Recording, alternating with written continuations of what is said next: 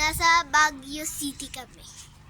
Lakad-lakad lang kami today.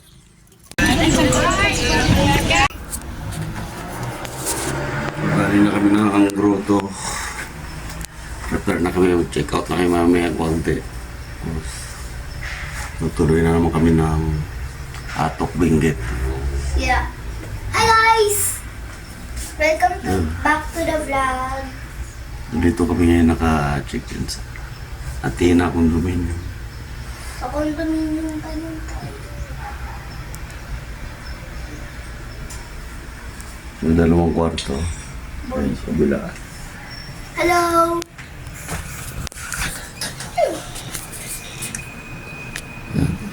Dito naman.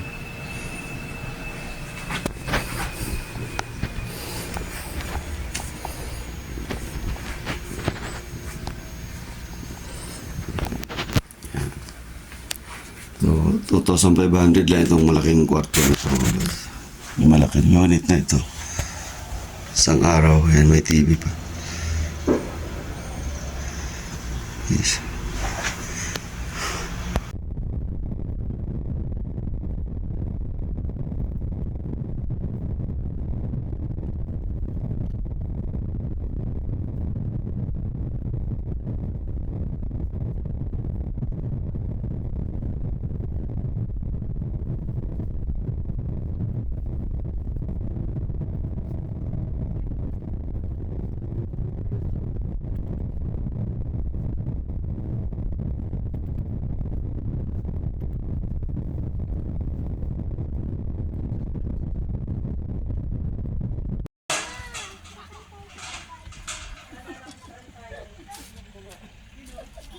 So, andito na nga kami sa Atok Benguet mga boss. So, kabababa lang namin ng sasakyan.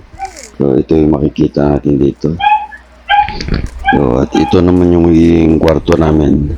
So, isang hindi naman ganun kaliit na kwarto at hindi rin naman ganun kalaki. And siksikan na lang kami dito dahil napakalamig naman ng lugar na ito. Kaya sama-sama na lang kami sa isang kwarto. At isang gabi lang naman kami dito. Welcome back to the vlog! So, nandito kami sa Atok Benguet. Kanina, nasa Baguio City kami. Lakad-lakad lang kami.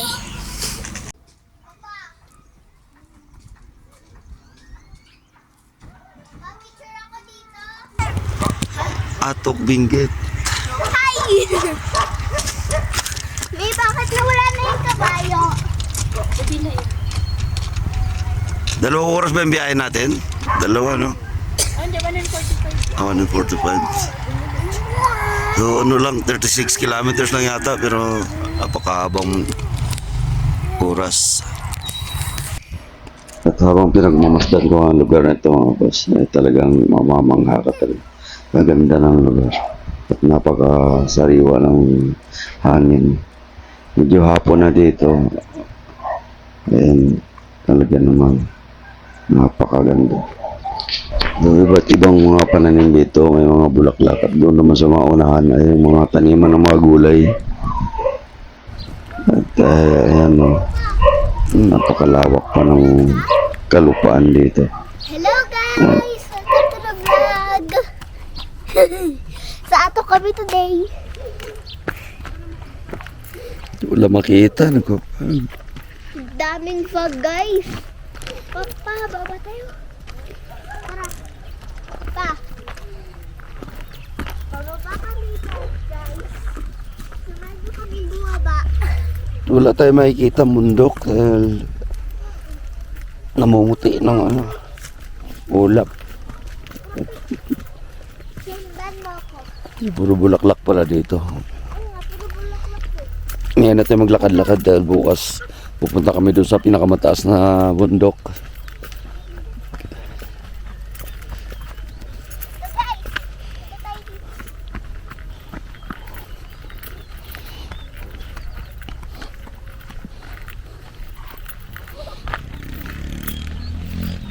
Dito na, huwag na tayo lumayo dyan.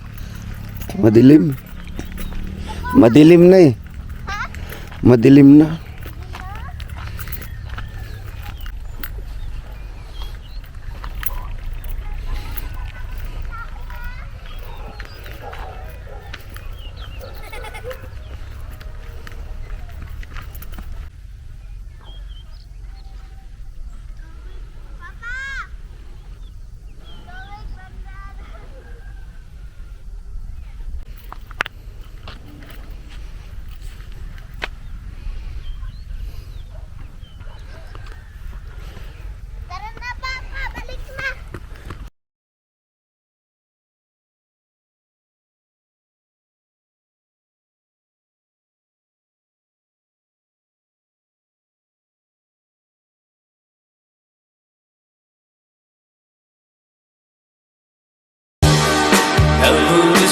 sa